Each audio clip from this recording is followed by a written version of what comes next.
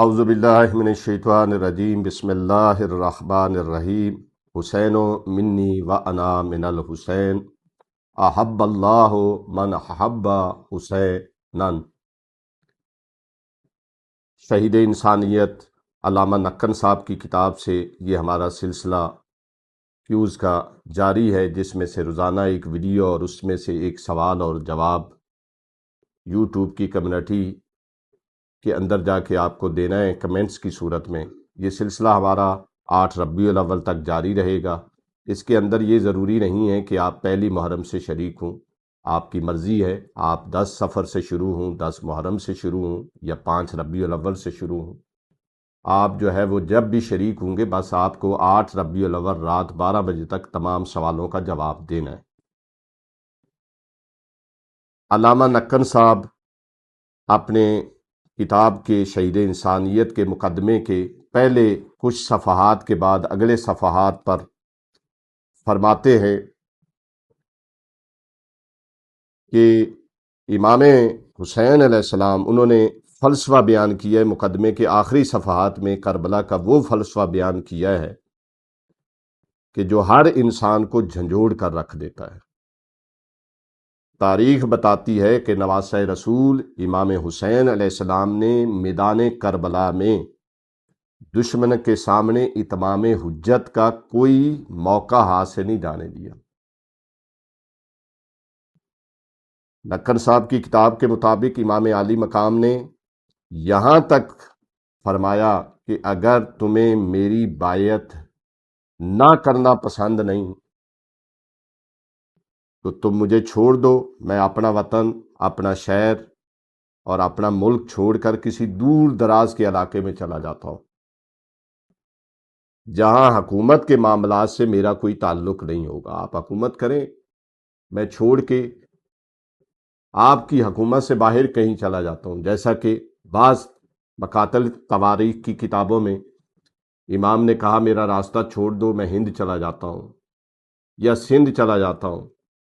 یعنی امام حسین علیہ السلام نے کوئی ایسا موقع نہیں چھوڑا کہ جس کے اندر اتمام حجت نہ ہو۔ اس کے باوجود امام حسین علیہ السلام سے یہی دشمن نے مطالبہ کیا کہ نہیں، یا آپ کو ہماری بیعت کرنی ہوگی یا آپ کو شہادت کا راستہ چننا ہوگا۔ امام حسین علیہ السلام نے اپنے اصحاب و انصار، اپنے رشتہ داروں، عزیز و اقارب، بیٹوں، بھائیوں کے ساتھ شہادت کے راستے کو چنا۔ یعنی امام حسین علیہ السلام نے بیعت یزید نہیں کی۔ امام علیہ السلام نے انصار کی کمی کی پرواہ کیے بغیر باطل کے خلاف بھرپور جنگ لڑی، جس نے کائنات کی تاریخ بدل کر رکھ دی۔ امام حسین علیہ السلام صاحب الامر اور الامر میں سے وہ ہستی تھی جن کی اطاعت اللہ نے تمام مومنین پر فرض کی تھی۔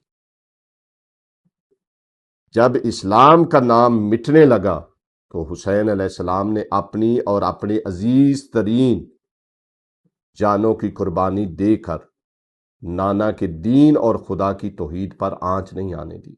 یعنی اپنی جان، اپنے بیٹوں کو قربان کر کے اللہ کے دین کو بچایا کہ دین اسلام کا حقیقی وجود امام حسین علیہ السلام کی اسی قربانی کی مرہون منت ہے۔ آج اگر مسلمان ہے، آج اگر اسلام ہے، آج اگر نماز ہے تو امام حسین علیہ السلام کی مرہون منت ہے۔ آج اگر توحید ہے تو امام حسین علیہ السلام کی مرہون منت ہے۔ اسی وجہ سے تو خواجہ غریب نواز نے کہا تھا حقہ کے بنائے لا الہ است حسین، یعنی توحید کی اصل بنیاد حسین علیہ السلام ہے۔ اگر حسین علیہ السلام نہ ہوتے، نہ توحید ہوتی، توحید کا پرچار ہوتا، نہ دین کا پرچار ہوتا۔